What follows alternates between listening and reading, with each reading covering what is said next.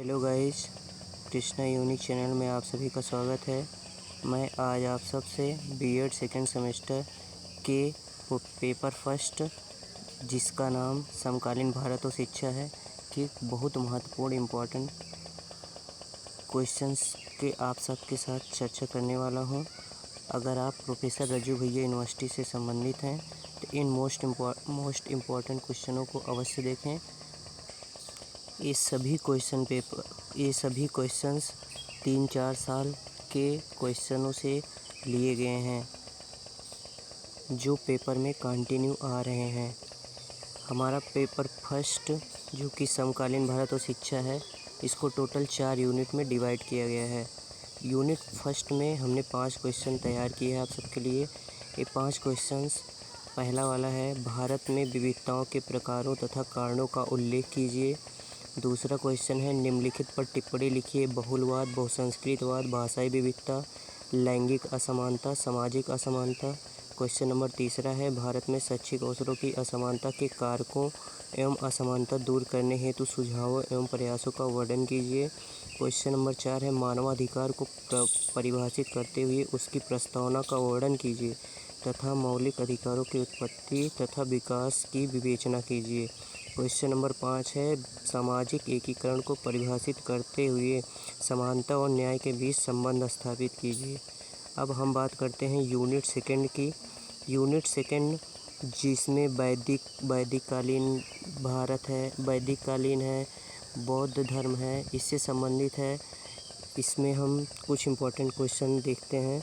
निम्न पर विवेचना कीजिए। पहला, उपनयन संस्कार। दूसरा, गुरु शिष्य संबंध। तीसरा, गुरुकुल प्रणाली। चौथा, उपसंपदा संस्कार। पाँचवा, पवज्जा संस्कार। छठवां, मकतब और मदरसा किसे कहते हैं। सातवां, बिस्मिल्लाह संस्कार। आठवां, 1813 या मैकाले का चार्टर एक्ट। नौवां, मैकाले का निस्यंदन, जिसे मैकाले का छानने का सिद्धांत भी कहते हैं। 10वां, वुड डिस्पैच या वुड का घोषणा पत्र। 11वां है हंटर कमीशन। 12वां है सार्जेंट आयोग। और 13वां है कर्जन के शिमला सम्मेलन की नीतियों का वर्णन कीजिए। यूनिट थर्ड में हम बात करते हैं। यूनिट थर्ड में कुछ इम्पोर्टेंट क्वेश्चन हैं, जैसे सैंडलर आयोग क्या है, गोखले बिल 1913 किससे संबंधित है, वर्षा शिक्षा सम्मेलन, इसी को गांधी जी का बुनियादी शिक्षा सम्मेलन भी कहते हैं, 1937 में आया था, इसका वर्णन कीजिए। भारतीय संविधान में शिक्षा का क्या महत्व है, उल्लेख कीजिए।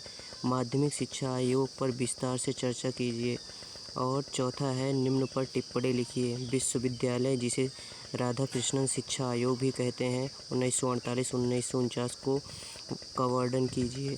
कोठारी आयोग क्या है, ये शिक्षा से संबंधित है, इसका वर्णन कीजिए। त्रिभाषा सूत्र क्या है, इसका वर्णन कीजिए। प्राविधिक व व्यावसायिक शिक्षा, टेक्निकल व कमर्शियल एजुकेशन का वर्णन कीजिए। सबसे लास्ट यूनिट 4 है, इसमें 3-4 क्वेश्चन है। निम्न अभियानों पर चर्चा कीजिए। पहला, सर्व शिक्षा अभियान। दूसरा, नारी सशक्तिकरण अभियान। प्राथमिक शिक्षा, मुदालियर आयोग, राष्ट्रीय माध्यमिक शिक्षा अभियान, इन सब पर चर्चा करना है। और पर्यावरण से रिलेटेड 4 क्वेश्चंस हैं जो बहुत इम्पोर्टेंट है। पर्यावरण और शिक्षा में संबंध, राष्ट्रीय और अंतर्राष्ट्रीय स्तर पर पर्यावरण क्षेत्र में जागरूकता। और 8वां है global warming, green house effect और मानव और पर्यावरण के बीच संबंध। इस टॉपिक में, जैसा कि आप जानते होंगे कि इस टॉपिक में भी पर्यावरण के क्वेश्चंस आएंगे। और पर्यावरण ऑप्शनल सब्जेक्ट भी है हम सबका, तो इसमें से भी आपको पर्यावरण के कुछ क्वेश्चंस पढ़ के जाने होंगे। आपके पेपर के लिए बेस्ट ऑफ लक। अगर आपको क्वेश्चंस अच्छे लगे होंगे तो प्लीज़ चैनल को सब्सक्राइब कीजिएगा, नोटिफिकेशन का बेल ऑन